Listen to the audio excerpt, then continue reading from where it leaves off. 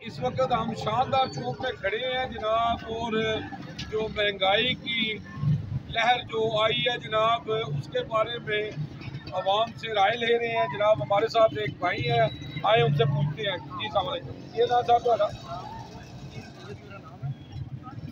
महंगाई के हवाले से आपने बात की है, तो मौजूदा जो सूरत हाल है आपको पता ही है कि गरीब बनने का जीना बड़ा मुश्किल हुआ इस दौर में।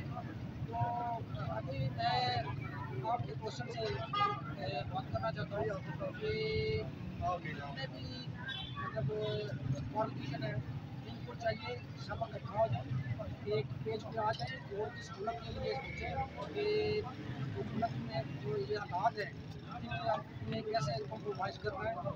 ठीक है, ये आपने इख्तिलाफ़ात बनाए क्योंकि अगर ऐसे हालात हुए तो गरीब के लिए जीना और मुश्किल हो जाएगा। जी बहुत शुक्रिया जी। जी माशाल्लाह, इन्होंने बहुत अच्छा मशवरा दिता है जी कि सानू अपने इख्तलाफात भुल के सानू एक टेबल टॉक करके जनाब मुल्क की बेहतरी वास्ते सोचना चाहिए। यूजी न्यूज़ जावा जी जिल जी, कैमरा मैन वबीब सिंधी के साथ जावा जी जिल।